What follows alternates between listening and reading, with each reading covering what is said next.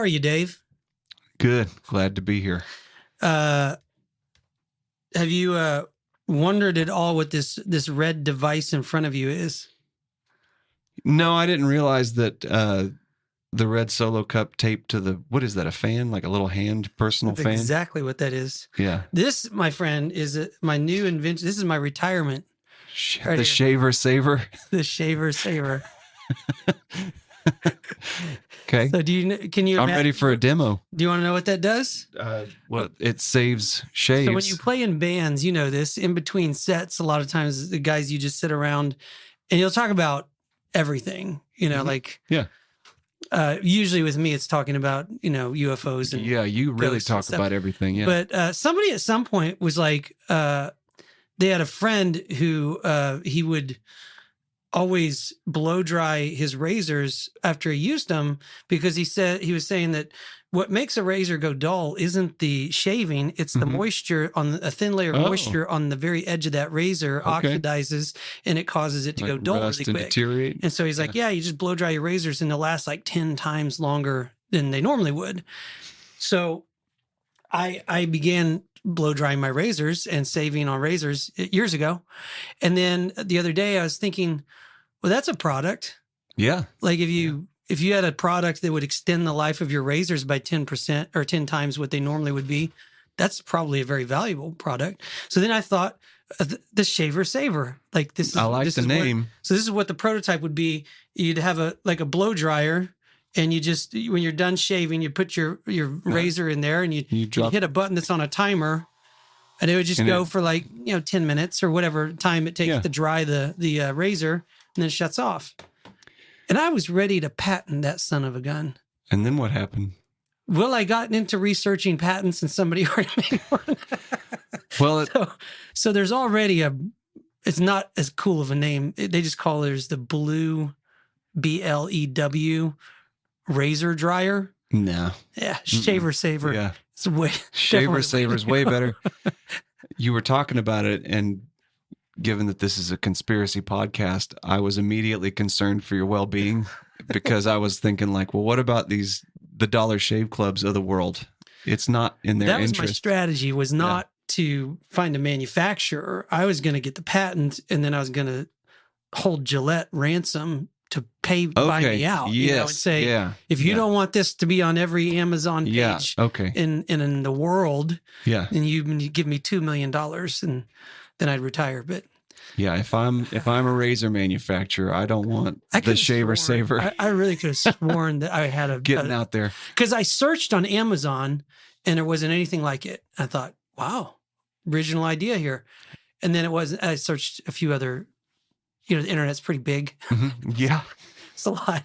And somewhere somebody has a really sleek looking razor. It's big. It's smaller if you search on Google, because they direct your searches to a more limited field. Maybe that's what it was. I was using DuckDuckGo. Yeah, as you should. They must not be paying Google enough money to move up. Yeah. Or maybe Gillette bought them out and they're purposefully burying it. Yes. Because they don't want anyone buying that thing. Again, that's the thing, man. That's what I think is happening. It's big pharma. I just thought, wouldn't that be awesome to be dead and gone, and people go, he was the inventor of the Shaver Saver. Yeah, one of your kids at your funeral, they're talking about you. He was a good guy. He was a great musician. He was a good friend, and he was the inventor of the Shaver Saver.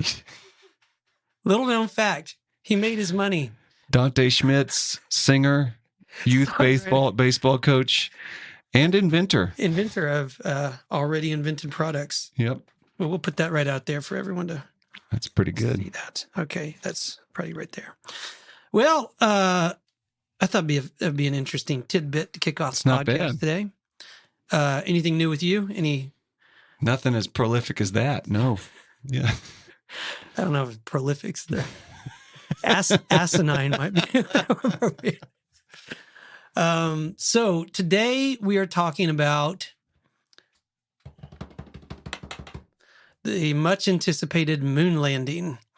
If you are, well, most people find their way into conspiracy theories through the moon landing. JFK obviously being a big one, but it's kind of a staple conspiracy theory topic.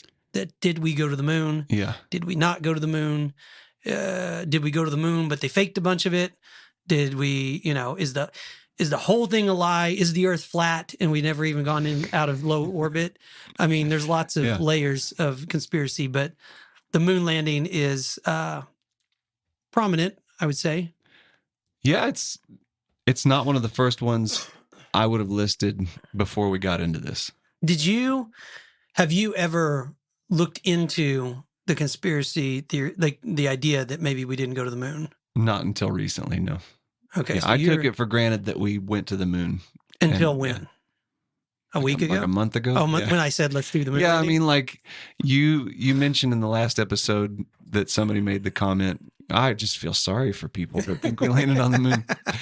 And sometime in the last few months, you made a comment in passing that was like, oh, yeah, he probably believes we landed on the moon too, talking about somebody like dismissively. And that was the first time I thought, well, we did. Did we? Did we? Wait a minute. And then... Sorry, it's allergy season, but you go ahead. Bless you. So, yeah, it was one of those, like the comment in some of the material we're going to go through today, I was under the umbrella of what this guy writes about when he says, most people that just take it for granted that we landed on the moon, just like the media would have us believe, really don't know anything about the moon landing. And they just kind of like, they look at you like you're kooky. And then you go, well, why don't you tell me a little bit about the moon landing? And they have just nothing in terms of facts that they can recite. So I was in that camp. Now I'm not ready to like fully commit to, tinfoil hat. We didn't land on the moon. You only read the first 3 articles then, right? Just the first one a couple of times. I've listened to a couple of podcasts that buckle up. Yeah. Well, I can tell you, I'm on shaky ground already. Like, if I've got to like hit the gavel now and just make a call, I'm in this moment kind of like, no, we didn't go to the moon. Don't be ridiculous. Well, I didn't tell you there's 2 things related. So a buddy of mine who listens to the podcast, Elliot, I know you're going to hear this. So shout out Elliot. Thank you for listening. And he's always, we run into each other and talk about the podcast. And he called me after the last one because I made that comment about Kubrick. And like, if you just go watch 2001: Space Odyssey, and I guess he did go and watch it. Yeah. And he said something to that effect of like, well, maybe we didn't go to the moon. Like, I don't know. It's who knows? But I think that was, as long as I'm pulling people down the rabbit hole with me, I'm happy. Oh yeah, that's the idea. Yeah. Well, let me pull up. So what we're going to talk about is, there was another exciting news. I got an email this morning from another podcast. Oh gosh, I'll forget the name of it. It's out of New England, and it's a pretty big podcast. They're gonna. Is it Necronomipod? No, because that's my new favorite one I found since we started doing this. Necron. Yeah, it's a. Let me look it up. It's Ray was the guy's name, and oh gosh, what's that podcast called? Anyway, while I look for it, they did a podcast on Betty and Barney Hill back in 2017. Mm-hmm. And they are they're doing a series where they're revisiting their most popular podcast. And so he was doing research. I can't find this thing.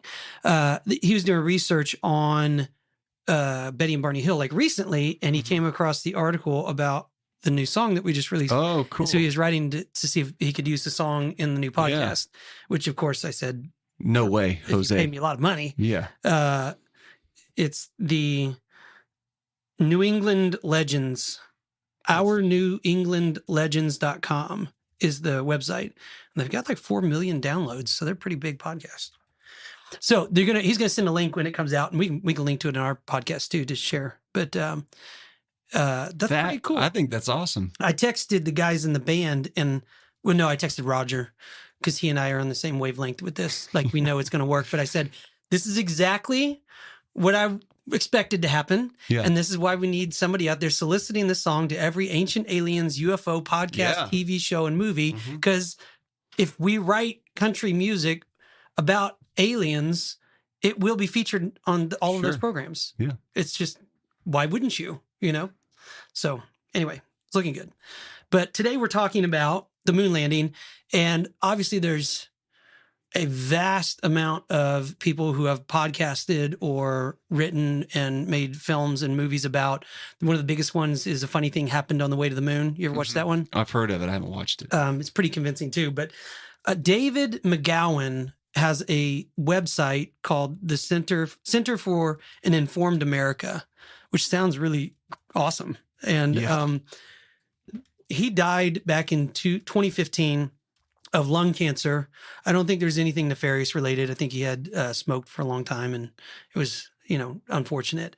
But he is I mean, whether or not you agree with some of the things, some of his, views on history and, what exactly we might have been misled about in history. He's a prolific writer and just has, the website's amazing just on that. Like, he has a whole series on Laurel Canyon and how the CIA basically created the hippie movement using artists like, Janis Joplin and Dave Crosby and all these people. He basically connects them all to high-ranking military families and says that they're all, just the CIA basically with the drug revolution and the sexual, like all of that was on purpose. There was it was nothing organic about it. And even Jimi Hendrix was in the military.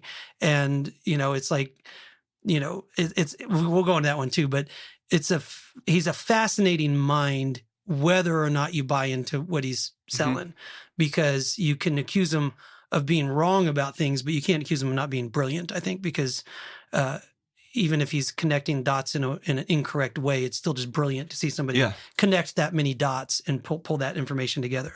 So what we thought we'd do, since in my opinion, if you are going to debunk the lunar landings, if you were going to call, NASA's bluff, no one has done a better job of it than David McGowan at this website. So you can follow along on this website. It's a 14-part series on. He calls the series is called "Wagging the Moon Doggy," and which is pretty funny.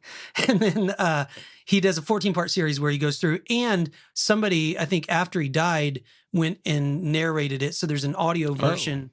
If you just want to listen to it. Yeah, that would be helpful for me. And it's all together, but the only thing is that it's not on YouTube, it's on their private server. So if you turn it off, it's not going to reopen right where you left off. Yeah. So you might take note of the timestamp of because it's like 5 hours long. Yeah. So you want to kind of know where you're at. Is it 3, 5, somewhere like that? It's long. Yeah. Yeah, you're right. We should put that in the show notes because for me, getting through that many articles is difficult, but man, in an audio format, as one's doing menial tasks, that's going to be good. That's how I got through it. Yeah. I've not read the whole thing. Yeah, I've read some of it, but I was trying to get it read and you go, well, did you get through how much of it? Yeah. And I was like, I barely got reading. Yeah. Like I read through the first one a couple times and it's written so well that you want to read it and really digest it. And I thought, you got 5 kids. How did you find the time to read all 14 of these? Well, articles? I actually did read most of this because it was the one, like, okay, you're saying you're pretty agnostic about it right now as far as did we not go? You're kind of like, I don't have enough information. You did think we went, but you also will admit you don't know much about the moon. When I say in this moment, I'm going, we didn't go to the moon. I realize that's because I just filled my head with a bunch of content from David McGowan and a few other people over the last 48 hours. So I'm kind of hopped up on. I think I want to withhold my opinion until we get into this series. Sure. Well, maybe it's fun for me to just give you temperature checks throughout, Yeah. And so I'm not saying if I think we faked the moon landings or not. We're going to work our way through David McGowan's analysis of the moon landings and talk about his opinions about the moon landings, and then maybe at the end of the series, I'll make a determination of whether or not I think we went to the moon or not. So the part 1, if you want to pull that up, I got it. I thought I'd read the quote at the top of it because it's very it's a perfect way to start. Yeah, it's a quote by Werner von Braun, who was the former Nazi scientist that we decided to hire to run NASA. So That's a whole nother podcast we go into. Why were all these Nazis running Let's not NASA? digress. Let's stay on task. Most of them, they were Nazis. I don't know. Who knows why we didn't put them in jail or kill them, but they were in NASA. Yeah. And so this was his quote. He said, "It is commonly believed that man will fly directly from the Earth to the moon. But to do this, we would require a vehicle of such gigantic proportions that it would prove an economic impossibility. It would have to develop sufficient speed to penetrate the atmosphere and overcome the Earth's gravity. And having traveled all the way to the moon, it must still have enough fuel to land safely and make the return trip to Earth. Furthermore, in order to give the expedition a margin of safety, we would not use one ship alone, but a minimum of 3. Each rocket ship would be taller than New York's Empire State Building, almost a fourth of a mile high, and weigh about 10 times the tonnage of the Queen Mary, or some 800,000 tons." Werner von Braun, the father of the Apollo space program, writing in Conquest of the Moon. I'm assuming that was before we launched rockets. He seemed pretty skeptical of the concept of going to the moon. And that's how this all starts out. So I think in the first chapter, I don't know if you have any sections you want to read or focus in on. He's talking a lot about like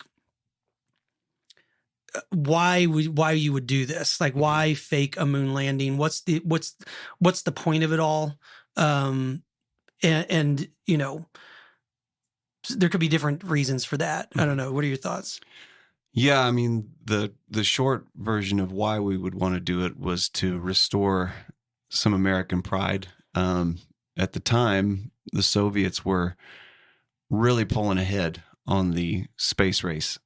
I mean, they were the first to get a unit in space. They were the first to get an animal in space. They were first to get a human in space. On virtually every level, they were killing us, way ahead of us. Yeah. And then out of nowhere, Kennedy comes on and says, "Guys, we're going to get a human on the moon in less than a year," or something like that. So you go, wow, that's a pretty audacious claim, considering you haven't hardly done anything that your opponent has done, right? Yeah. So yeah, that's what I think that the motivation would be if you were going to set up to dupe the American public, is we got to restore some confidence in our country, get some national pride going. Because right now we're in the middle of this conflict in Vietnam. That's not going so great. And now that we've got the communists just kicking our butts in the space race. So if we're going to instill some national pride, one way to do that is to really have a big win with this moon landing. You would think, though, that Kennedy would have had a meeting with von Braun before that announcement and kind of assess the feasibility of going to the moon. Do you think, because von Braun, okay, so that was his opinion before the launch. I would imagine that meeting would go something like, "Mr. President, it's impossible to go to the moon. Yeah. I know the Soviets are trying, but it's a fool's errand. They're not going to make it." I think many leaders are kind of like, they don't listen to that. So when you go, because they're on speed. Yeah, well, they're on speed, or like some of the more charismatic charismatic leaders, they just say things, and like then the support staff. Charismatic and speed probably go really well together. Yeah. It's like he just said it. Now we got to go. Exactly. Dadgummit. Well, that's the thing, is I've worked for people that they say, you can't backtrack that stuff easy. Exactly, I mean, how often does the president of the United States come out and say, "I was completely wrong about this"? I'm sorry. The federal government in general, when do they come out and go, "We totally screwed the pooch on this. I'm sorry. Yeah. Let's back up." That was we were like a little aggressive with that deadline. Yeah. No, they don't. No, they never go back and say they're sorry. Right. So just to put you in David McGowan's mind of kind of where he's at, this is what he was writing in the first part. He talked a little bit about romanticized, clinging to nostalgia of that time, but he said that's not the main reason people cling so tenaciously to the idea of going to the moon. To essentially what he calls what is the adult version of Santa Claus, the Easter Bunny, and the Tooth Fairy. What primarily motivates them is fear, but it is not the lie itself that scares people. It is what the lie says about the world around us and how it really functions. For if NASA was able to pull off such an outrageous hoax before the entire world, then keep that lie in place for 4 decades, 5 at this time, I believe. What does that say about the control of information that we receive? What does that say about the media, the scientific community, the educational community, and all the other institutions we depend on to tell us the truth? What does it say about the very nature of the world we live in? That's what scares the hell out of people and prevents them from even considering the possibility that they could have been so thoroughly duped. It's not being lied to about the moon landings that people have a problem with. It's the realization that comes with that revelation. If they could lie about that, they could lie about anything. But that's kind of been my point about JFK. Right. Like when I picked him as the first one, is it seems, would we lie about going to the moon? That seems absurd. That seems like ridiculous. But if you've established that we blew the president's face off in the middle of everybody, and then his brother too, I mean, would they fake? Yes, of course they'd fake a moon landing. I mean, why? I mean, it's to kill the president. So what makes you think they wouldn't fake a moon landing? Yeah, that's one of the notes I had down was kind of this same excerpt and that same thought of, okay, episode 1 of Conspiracy Dad, we set kind of the precedent of this is if the assassination of Kennedy is something that the big they, are willing to do, then what does that open up from here on out? And then you go, well, faking a moon landing is it seems like not even that bad. That's actually a point he makes. I mean, he's talking about the moon landing lie is a unique among the big lies. In another way, it's a lie that seemingly cannot be maintained. It's different that it can't be maintained indefinitely. Eventually, other people are going to get there.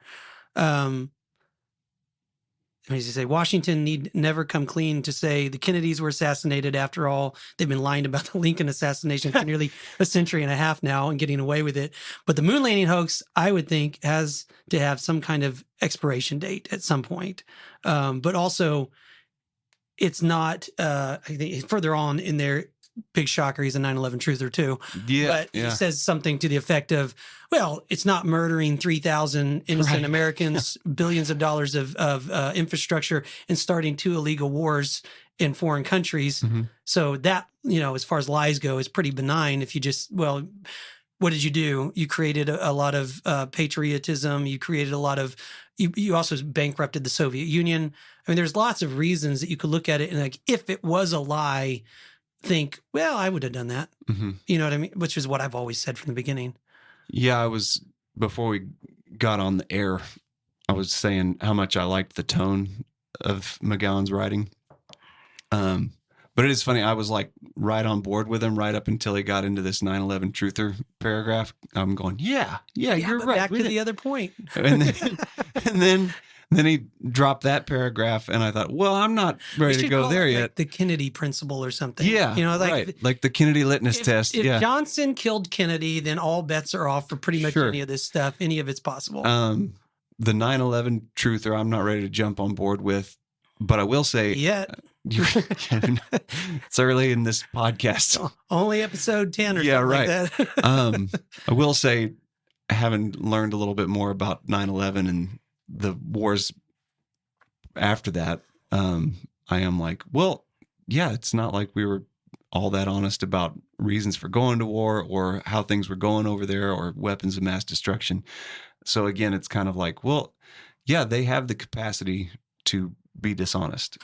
And so if they have an objective that they want to meet, like say, make people believe that we made it to the moon, then. And I think that, I think it's further down in this first article, his main point of why. Well, why, if the government's going to lie about something like this, why would they lie about the moon landing? He says it's obviously for security reasons, because everything that we ever did early on, especially in space exploration, had military defense in mind. It wasn't about science. It wasn't about exploration. It was about, in some ways, I think he would say this hoax over here was a distraction, so you didn't see the weaponry that was being put up over here. Well, the way I understand it is this space race it wasn't so much like, hey, we get to touch the moon before you. What it represented to the general populace was, hey, we can shoot a rocket from here before you can. And like a nuclear weapon, more specifically, right? I mean, the whole idea is the ability to get to the moon represents the capability to fire a nuclear weapon from space at your enemy, right? Which they can do from satellites too, but which is probably what they already can. Yeah. Well, I think that's what he's saying is that there were defense systems being put in place that I don't know about. He doesn't know about. Like that's what was going on. It's like you guys are all arguing about over we went to the moon or not. Right. Yeah. Where's your money really going? It's going to stuff you don't know about. That's, space defense, which is now they have Space Force, which I just followed on Twitter the other day. If you haven't, they have their uniforms out now. Is it for real called Space Force? Yes. Like the Steve Carell show? No, but you didn't know that Trump started a new branch of the military called Space Force? Oh, I don't know if I thought it was just a Netflix show. No. Have you seen the show? No. Oh, it's hilarious. Who's in it? Carell? Yeah, called Space Force. He plays the commander of Space Force. How old is it? Oh, it's within the last 5 years. So it was during Trump's presidency? Yeah. I think that's when they launched. Is that the whole point of it, though? Is maybe like making it is. Fun? Yeah. You didn't know it? You didn't get it? I am woefully out of the. I'm not familiar with it. I know that Trump started Space Force, and they just got their uniforms, and they just approved their official anthem or song or whatever. They have a song? I tell you, if one of my kids ends up being a Space Force cadet, and I can put that bumper sticker on my car, I'll be a proud dad. My son is a Space Force cadet. Oh my God! I'm always trying to talk him into it. My boy Teddy, he said he wants to be an athlete or a priest, and I was like, "You could be a Space Force. You could be a chaplain in space, you know." And he's like, and he lit up. He's like, "I could do that. Yeah, I could do that. Yeah, say mass in space." Okay, so moving right along, is there anything else in the first part of the series that you want to touch on? Any points that stood out to you? One thing that in that article that I thought was an interesting point was around the section where you were just reading is the point that he loosely quotes Hitler as saying, if you're going to tell a lie, if you're going to tell a lie, make it a better be big old lie. Yeah. And I think I have that. Do you want to me to read some of Mein Kampf? Sure. Yeah. if we want to alienate any of our Jewish fans, I'm not endorsing Hitler. I'm just saying that this is the way Hitler viewed reality. And he wrote basically, oh gosh, now I've dropped it. I thought I had it right in front of me.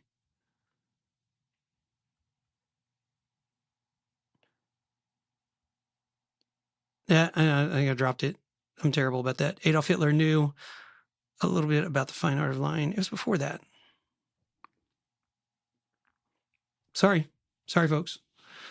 Anyway, you got the gist of it, though. He's talking about, his, in his case, writing Mein Kampf, creating this lie, genetic lie about superiority of the German Aryan race and all of that. And obviously it worked. An entire country bought into that and almost burned Europe to the ground. So yeah, it made me think of that Catch Me If You Can movie or the book.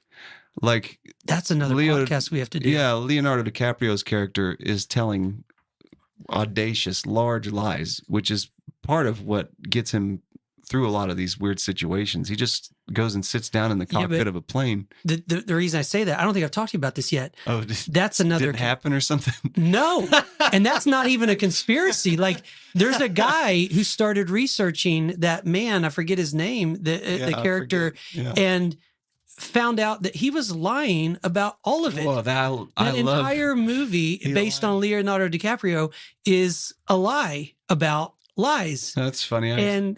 And he even confronted him about it. Frank Abagnale Jr. is the guy. Yes. When I went to search him, I just typed in "Catch Me If You Can" guy, and Google populated lied. Lied, yes. So I didn't know that until a few weeks ago. And New York Post.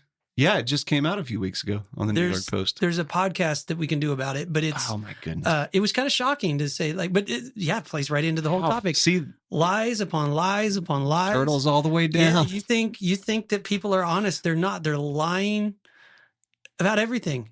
That is hilarious. But you're right in the, God, like the ego of somebody to just continue to. He found out that he was in jail when all these things were supposed to have happened. He found like his papers, and he's like, "How did you fake being a pilot and a doctor and all this when you were in prison?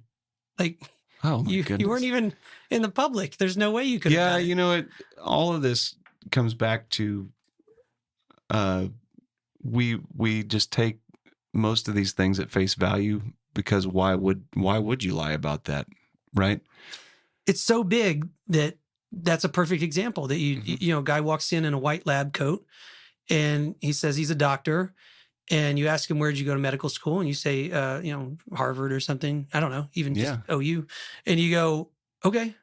Yeah. I mean, I'm not gonna, I have how many times has somebody met you and said they're a doctor and you actually verified that they were a doctor? Well, that's hilarious. Like Tony, our strings player. If I had to guess out of a lineup who's a doctor, like he drives a classic motor, like muscle car truck, and like just is always out being a musician. And so I wouldn't guess that he's a doctor. He just said he's a doctor. Yeah, he doesn't look like a doctor. No, he's like Jason kind of looks like a doctor. Yeah. Jason, I believe, is a doctor. Sometimes he just looks smart when you well, and he says things in a very matter-of-fact way, you know, that I think is like kind of that like way that doctors deliver news. Yeah. It is cancer. Oh, I shouldn't laugh at that. No.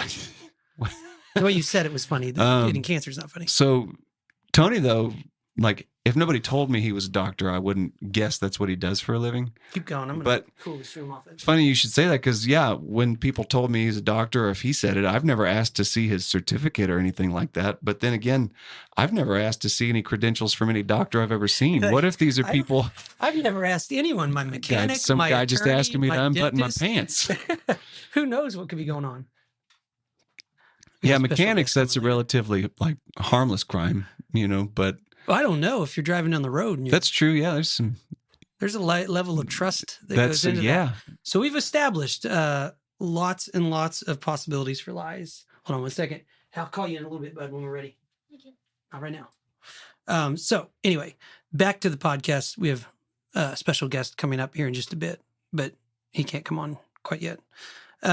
So the first part establishes that. And I think it is mostly just a practice in logic and reason. It's not really getting into any details. There's a little bit, but it's basically laying the foundations for his argument as far as, you know, why something would like this would even happen, and then why people would be opposed to critically thinking about it. Yeah. Because your whole worldview collapses. Yeah, you just take it for granted. Often that's the way, like, so many people get out of, like, I hear the conversation about, oh yeah, my freshman year of college, philosophy 101. That's when it, like, my whole worldview got shook. And it's because you grow up in your parents' house and they explain how the world works to you. And it never even crosses your mind that there's another way that somebody might explain that until you get into a class that's deliberately set up to expose you to a lot of different worldviews. Yeah, you just take for granted the idea that, well, whatever I was told first, that's the truth. Yeah, hopefully we'll get into like the lost video footage soon. Well, let's go move on to part two. So part two of his series starts out with one of the first place usually people go when they go to talk to a debunk a moon landing or either side of the argument is, what about the moon rocks? Yeah. If we didn't go to the moon, how does NASA have all these moon rocks? And other scientists have looked at them. I think they've verified they are moon rocks. And so you would think that the only way you'd get a moon rock is to go to the moon. You would actually be incorrect, that there's actually lots of moon rocks on Earth because the moon doesn't have an atmosphere and it's always getting bombarded with all kinds of meteors and things, and large chunks of the moon have broken off and fallen into our orbit and through our atmosphere and landed on Earth. just like any other meteor, most of them being in Antarctica because of the cold, I think. That's lucky. And desolate. They're preserved well up there. Mm-hmm. And he points out that it is very interesting that in 1967, our favorite Nazi scientist, Werner von Braun, decided to stop researching rockets and take an expedition to Antarctica. Yeah. And NASA's never really explained what that was about, why he was going there. But he did go there in 1967. Who knows why? Just a couple years before our astronauts started touring the world and handing out moon rocks to everybody. Yes. Right. And then that's odd. But then one of the biggest things that happened that started to make this a problem for NASA was, I think in 2009, or maybe it was before that, but not too long ago, NASA gave a moon rock. They've given out, there's been like 250 moon rocks identified, and they've given out a lot of them to other countries. Who knows why, to kind of rub it in their face, or to be like, yes, we are the Americans, we are the winners, you are the losers. But we gave one to the Dutch. Right. Or maybe we didn't. Yeah, well, we didn't. We gave them what we said was a moon rock. Yeah. And the Dutch actually ran some headlines on several of their media outlets during the moon launch and called BS on NASA. Oh, that's and said great. that they didn't believe that we went to the moon. And so there's some of David's theory is that maybe there was some animosity there between NASA and the Dutch, so they give them this moon rock. But well, the Dutch, they didn't take it at face value. They decided to test that moon rock. Looked for the certificate hanging up on the mechanic's wall. Yes, and turns out it was a piece of petrified wood from Arizona. Whoops, yeah. It was not, in fact, a moon rock. And so then you think, well, what about the hundreds of other moon rocks all over the planet? Mm-hmm. Well, there was a website, I can't remember the name of it, he has it in the article, but there's somebody who started trying to track down all the moon rocks, and most of them are missing, to be honest. There's, roughly 20 to 30 of them can be found. 100 plus of them are, when they've reached out to the governments that have been given them, the answer is it's missing. They don't know where it is. Seems odd. Yeah. How did you have a bank of hundreds of moon rocks and now all of a sudden you have no moon rocks? You can't find them? Oh, yeah. And he has a picture of it on the article. It's pretty funny. Let me look at it. With the compliments of the ambassador of the United States of America, William Biddendorf, to commemorate the visit to the Netherlands of the Apollo 11 astronauts, Neil Armstrong, Michael Collins, Ed Aldrin Jr. And that was fake. So, does that mean we didn't go to the moon? Means we didn't bring rocks back from the moon, maybe. I mean, you could make an argument for, well, okay, we did go to the moon, but rocks are heavy and every pound counts and we got to come back. So we didn't bring any back because that fuel, we needed all the fuel we could get. That was what I thought about. I'd never heard about us passing moon rocks out until I read about the Dutch calling us out on giving them a not moon rock.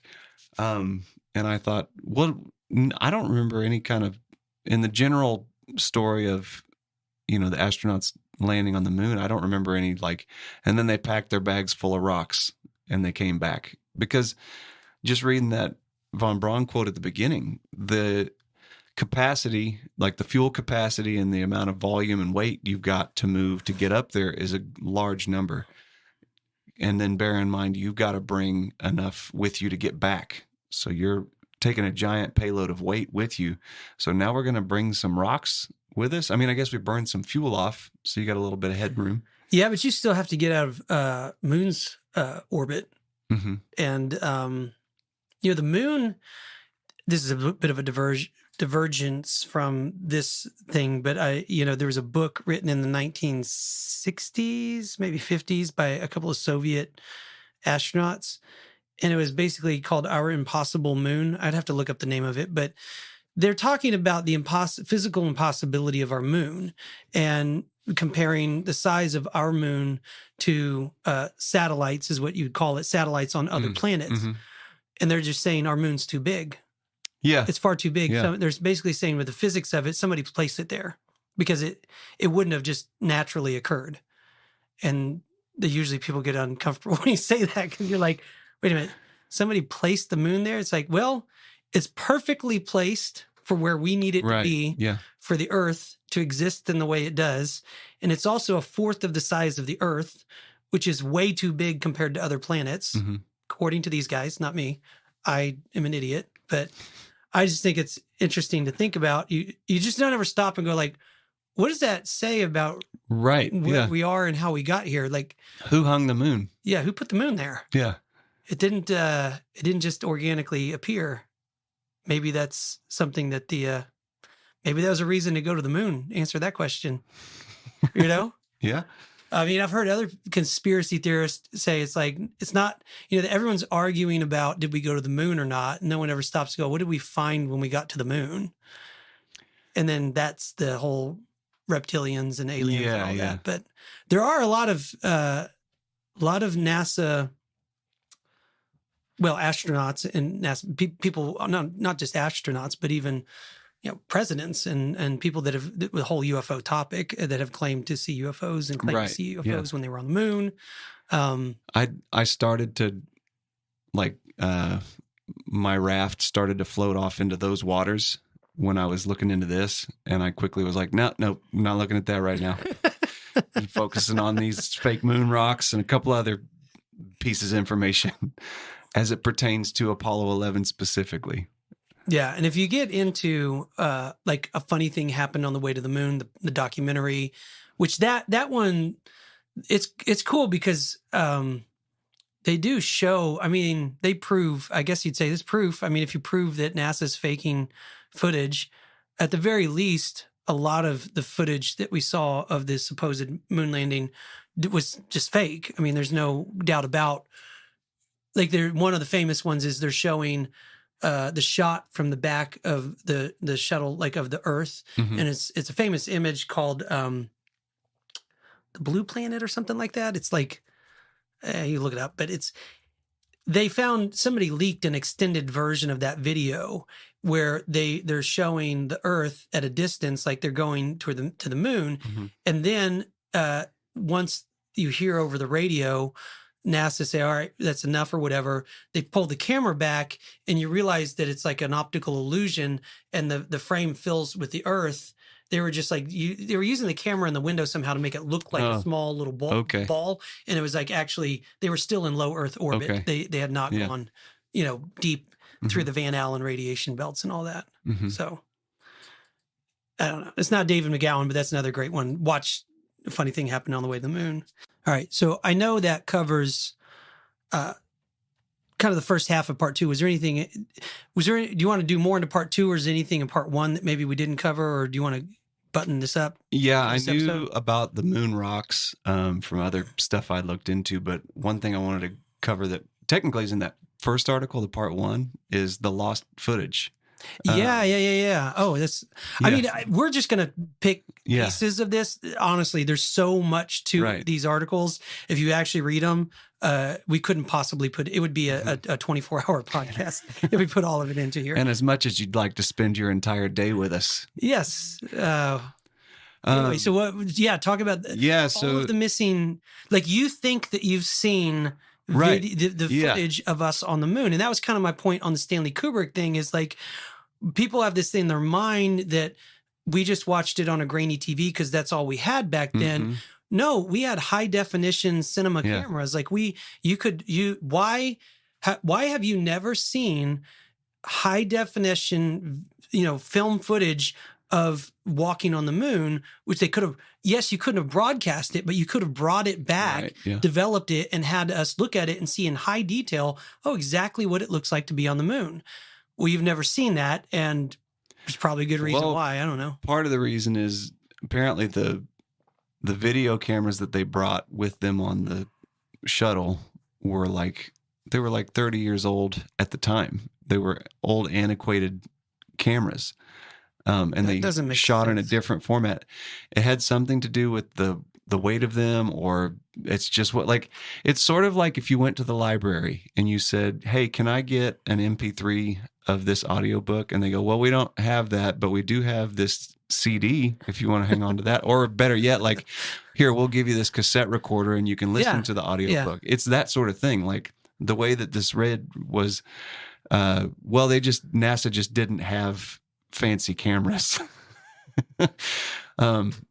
So what they took was this old video first of system. all, that's just not true. Right. Yeah. I mean, I know because when Kubrick did 2001, the reason he they had a relationship is because he was borrowing these state-of-the-art cameras from NASA. So there was a reason. There was some kind of a reason that they brought these old cameras, and then these cameras were not compatible with the broadcast system. So you're right. The footage any one of us has seen of the moon landing, like the quintessential iconic anything online, anything you've seen, and video. That's it's like a copy of a copy. Right. It's like they filmed it and then they had to film a broadcast of that and to project it, put it out into the world, which degraded it quite a bit, which is why it looks so terrible when you watch it. It doesn't look like Stanley Kubrick's film. It looks like, terrible TV in the 1960s. Which one of the comments in this, I think, says, like, count to your point, like, that's bad video footage for the 60s. Like if you were talking to somebody in the 60s, oh, you saw the moon landing? How was it? Oh, it was a little grainy. Hard to see. Yeah. Well, that's a point that I made years ago, was when I saw a funny thing happen on the way to the moon. You realize, well, did they have color, high quality film? They did, because we see film of them in the shuttle. They just didn't take it onto the moon. Yeah. But why wouldn't you say, take this camera with you, man, and when you're out there, shoot this color, high definition that would be nice footage so that we can see what the moon looks like and give it back to the president when we get home. Yeah. So that they had it. So their answer now is that it's all gone missing. It was destroyed for some reason. You said, why didn't they shoot some footage and at least bring it back? They did, and we never saw it. And I heard, as an excerpt from that, saying that part 1 article towards the end, he's going on about, footage in public domain was created. Let's see. Unfortunately, it isn't just the video footage that's missing. Also allegedly beamed back from the moon was voice data, biomedical monitoring data, and telemetry data to monitor the location and mechanical functioning of the spaceship. All of that data, the entire alleged record of the moon landings, was on the 13,000 plus reels that are said to be missing. So you're telling me the biggest project that NASA has ever done, all of the documentation for that project. See, I've heard people say that the film makes sense because it couldn't survive the radiation. And so even if they tried, I know, I'm just saying, like, the story, like, there's one part of it that you could say, well, okay, the film was destroyed by the radiation, which doesn't make sense because we've seen footage of them in the shuttle.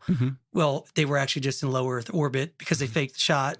So we've never seen them going through the Van Allen radiation belts. And even for people that don't know, there's radiation that surrounds the Earth. It was discovered by a guy named Van Allen, and even Van Allen said it's impossible for us to go through that because it's such a massive amount of radiation. You die, but you'd also definitely, like back in the day when you had film for a camera, you wouldn't, even when you go to the airport, you wouldn't put that through a metal detector because it'll destroy all of your film that you have on there. So you're talking about way more radiation than that. Yeah. So the only way you could possibly get film through those radiation belts is like in a thick lead box.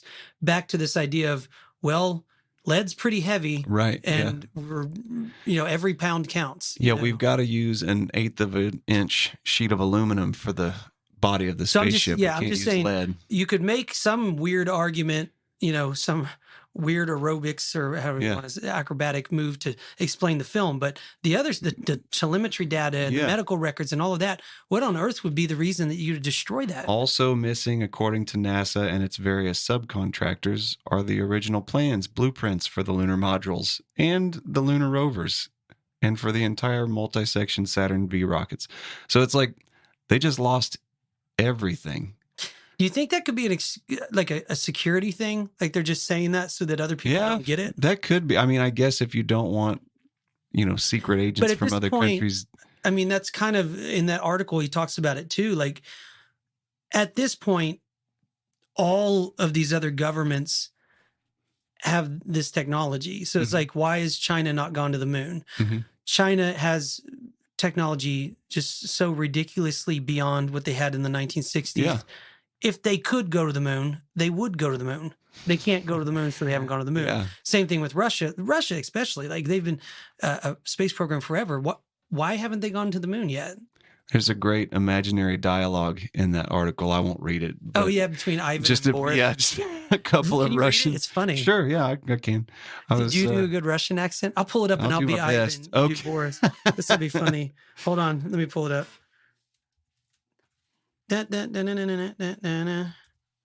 All right, let me scroll Okay, down. you're going to be Boris. You want me to be Boris? Let me wait till I get it in front of me, Okay. and then we'll do it. It's pretty close to the bottom, isn't it? Yeah. I read this from my oldest son. He thought it was pretty funny. Oh, okay. I'll be Boris. Okay. Comrade Ivan, there is terrible news today. The Yankee imperialists have beaten us to the moon. What should we do? Let's just shit can our entire space program. But comrade, we are so close to success. We have had so much invested in the effort. Fuck it. If we can't be first, we aren't going at all. But I beg of you, comrade, the moon has so much to teach us, and the Americans will surely not share with us the knowledge they have gained. Did you pick that character so you didn't have to say the curse words? Is that No, I was actually hoping to say it, but you said it with a better accent than I can. towards the end, I thought, I think this is more of like an Austrian accent. I had an audition once for a film, Yeah. and it was out of nowhere. Somebody asked me to do it, and I walked in, and their casting directors there, and they asked me to do it because they had a scene where they needed a band in the background. So I was there to audition for the band, and they had already cast the band like that day or so. They'd already made up their mind. So I walk in, I'm like, but they were like, but we need a waiter for this scene. And I was like, I don't know, I guess I can be a waiter. And they go, but he's Russian. Can you do a Russian accent? Like on the spot, like I'm standing there, I'm like, and he just hands me some lines. He's like, here, read this in Russian. And I'm like, I'm from Oklahoma. I don't have a Russian accent. It was as bad as good as I did there, where I'm like, I probably sound like Hispanic or something. I don't know, just sound Russian, but it was so, that was an awkward, like, I guess. And then in hindsight, I don't know why I didn't just walk away. Like I actually read it and I didn't just go like, no, I'm a musician. I'm not an actor. I'm not here to read lines. Yeah. I'm here to be in the band. If you don't need me, I'm just leaving. I don't want to be a dopey waiter.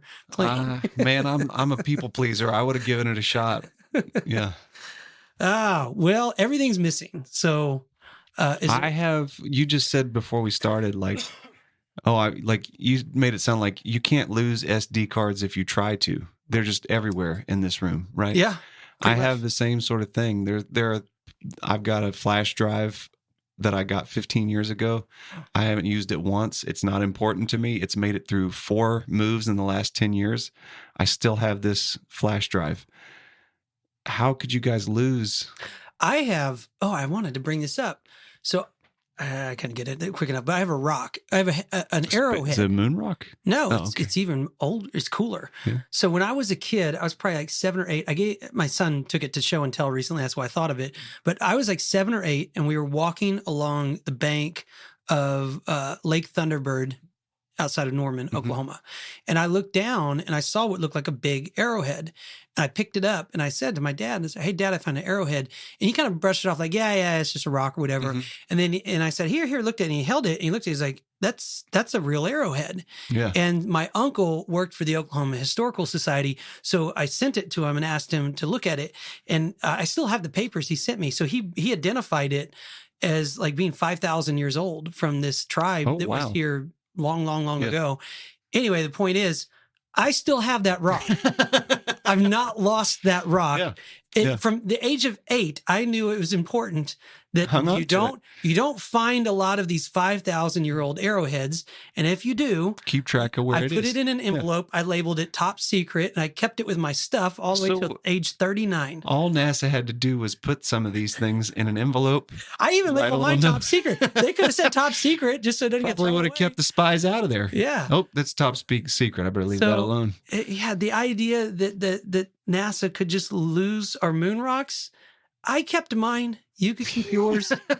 The plans. Yeah. Like, how many times have you been moving things around in your house and you come across IKEA instructions?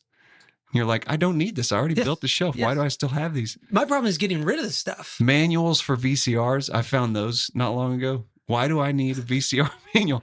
Everything's online. You can look it all up. How they lost the plans, the documentation for this stuff is beyond me. It's quite the quandary. So, and that is why coming into this, I was pretty hot on like, no, we did not go. Because somebody would have kept a handwritten schematic or something. My God, you would think. I mean, it is baffling. And to make it, it's not a big deal. And David McGowan sources a lot of this. So if you read the articles, he's also sourcing where Reuters and other news outlets have reported this. It's not his opinion. It's, NASA's own words saying, we've lost it. We don't have any of the footage. You ever, one of your kids, you ask them where one of their shoes is, you see one of them but not the other. Like the whole house shuts down until we find the other shoe. What's that conversation like? Hey, we're looking for the files on the moon. Nah, bro, I don't know, man. Well, we need to find those. Yeah. Tomorrow I'll take a look around. No, right now. It's like in Indiana Jones in the warehouse where they put the Ark of the Covenant. Yeah. And it's like, maybe it really is like that. It's just a warehouse that's just so big and there's alien bodies mixed in and like all kinds of things you don't want to accidentally open. And so when they say they can't find it, it's for a good reason. It's because if we open the wrong crate, God knows what might come out of it. So it's just better to say, we don't have it. But it is somewhere in a huge warehouse with, my goodness, the Ark of the Covenant and everything else. Maybe. Anyway, we're gonna pause there for the moon landing. That was a good start. Next one, we'll pick up with the rest of it. In the meantime, I'm going to pause real quick and then bring on my son, Teddy, has an important topic to address real quick. Excellent. So, how are you? Good. Say hi to the American people. Hi. This is my son, Teddy, and I'm very proud of him for a lot of reasons. You move in close so they can see you. I'm proud of you for a lot of reasons, but especially because the other day you were at the library. And I'm proud of you because you dressed up so nice to be on the Conspiracy Dad podcast. You look very handsome. You were at the library at school on Wednesday, and you found a book and you wanted to come and talk to us about that book. Is that right? Mm-hmm. Do you want to tell us what the book is called? You got to talk into this thing. Okay, this book is talk closer to it. This book is called "Where is Area 51?" Yeah, okay. And there's a lot of facts in it. It said the first site of where they saw something that was kind of strange was in, I think, 1947. 47, that's the year. Yeah. And the year we created the CIA. And is that right? And on not July 7th, June 14th. June 14th, a ranch worker named William Brazel found a pile of strange items smack in the middle of an open field near Roswell. A pile of strange what? Items. Oh, items. Okay. And so it was included some wood, foil, and rubber. Wood, foil, and rubber. You can read the rest of it. Where had these things come from? And there's another sighting. This is like later. Like they've seen more things, but this is one. The things that they saw was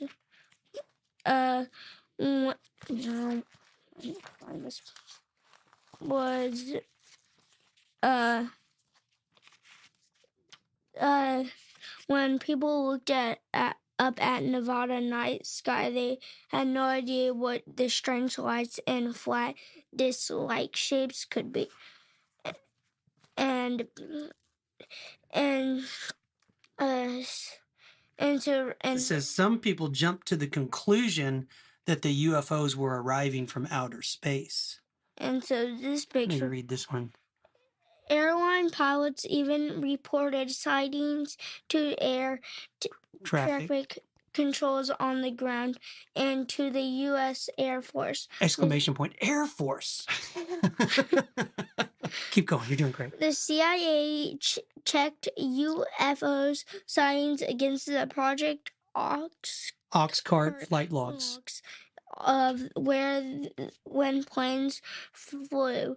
The dates matched, but the public could not be let in the secret. So so they were saying it was like secret military aircraft that they couldn't talk about, right? Yeah. Dave, what do you think of that? Have you met our buddy Kokomo before? I think I have. He's probably been over here for a cookout or something. Yeah. He's a pilot. And much like the pilots in the book you were just reading, he has talked to air traffic control when he's seen unidentified flying objects. And yeah, air traffic control came back to him and said, yeah, we see those sometimes. Now, this is not an Area 51 where he saw him. This was in the Pacific Northwest. But I'm telling you, I'm just agreeing with what you're saying. Like, yeah, pilots see that stuff and they talk to the air traffic control about it. Do you think it was military flight, or do you think it was like extraterrestrial, like outside of this world? Do you think it was aliens flying this stuff? I think that was outside of this world. I don't think that came inside this world. Do you think it's possible that the military has planes that they haven't told us about, and maybe that's what it is? Most likely not, because most planes don't look like that. They have like wings that spread apart so they can fly better. Propulsion systems. And those were like flat, round things that were flying, and no one knows what those are. Yeah. And so I don't think that it's from the military on the planes that they made there. What do you think maybe was going on? I don't know what was going. I technically don't know what was going on, but I don't know how they came here or why they came here. What did you tell your teachers? That I might be joining this podcast. Yeah. Yeah, right on. Subscribe and listen to the Conspiracy Tab podcast. Dave, you have any questions for him? No, I think no, that was my main question, was what your take was on them, whether you thought they were from out of this world or if it's just a secret that the military is keeping, like maybe it's technology that they don't want us to know about or other countries to know about. But it sounds like you're convinced these are aliens. Yeah. Well, maybe. So keep an open mind. I'll tell you what I'm finding with getting into this stuff is you can be sure about it right now one way, and then tomorrow you might go, you know what? They might be onto something with this military secret thing. And then the day after that you go, no, for sure, it's definitely aliens. Yeah. So I told Dave I want you to be in Space Force when you grow up. You want to go join Space Force? Maybe. Fight the aliens? Maybe. How many push-ups can you do? In a minute, like 39. Oh, yeah, that's the requirement for Space Force. No problem. Yeah. And you can throw a baseball pretty fast, too. Oh, good. Yeah, that was the other requirement I read about. Yeah. Was there anything that you want to ask us about conspiracies or, Roswell, Area 51, any of that? Do you... Come in close so they can hear you on the microphone. So you talk about history, right? A lot of times, yes. That was the only thing that I was thinking, because I think that I might go. I'm going to the library tomorrow on Wednesday, and so I'm thinking about getting a book. Why don't you get another book that has something cool in it, and you could share it with us next time? Okay. Is there something in history that you want to read about? Like a part of history that you think is interesting? I don't know most of it, but once I go to the library, I see a bunch of it. Well, you could be our gopher to get out there and get us some good books on a subject. So you find something interesting to talk about, and you come back when we be on the show again. Okay. All right. You're awesome, kid. Love you, bud. Thanks for coming on. Okay. I'm going to give Dave a high five. Right on. Oh, don't kick his camera over. All right. Going out. Thanks, bud. Good job on the book. There we go. What a good kid. The debunkers are listening to this like they're indoctrinating the kids already with the Yeah, well, what are they doing? What's NASA doing? yeah, propaganda, man. I'm trying to teach them to think critically. Sure. You know, it is a tough. It's a tough. Like I remember my oldest when he came home and he was asking me about the moon landing, and it's like, well, am I going to say what I know I'm supposed to say, or am I going to tell him what I really think? And I did say something to that effect of, there's a lot of people that think that we landed on the moon. There's also a lot of people that think we didn't. And I don't know. I wasn't there. Like I wasn't there. You have to, there's things in life that you have to, look at and come to your own conclusion about it. But it was a moment of like, you feel that pressure of the system. Like you just have to say, and if you say the wrong thing, it's like, you're a bad person. That's something that McDowell covers in this first article is just, by bringing this up, you kind of get lumped in with nutty folks, so like it discredits you to some degree just if you are willing to broach the subject. That's why I think it's good to just embrace that whole like, I feel sorry for you if we, like really just own it and just like, I don't know, maybe it's not, but anyway, great first dip our toes into this. Next podcast, we'll dive more into his other parts in the series and study the many, many questions that Dave McGowan raises about the lunar landings and the whole Apollo program and perhaps what, a different version of history than what we all were taught in school. So that's about it. We'll see you guys next time. Thank you for listening. Thank you for watching. Like, subscribe, share, and we'll keep bringing these to you.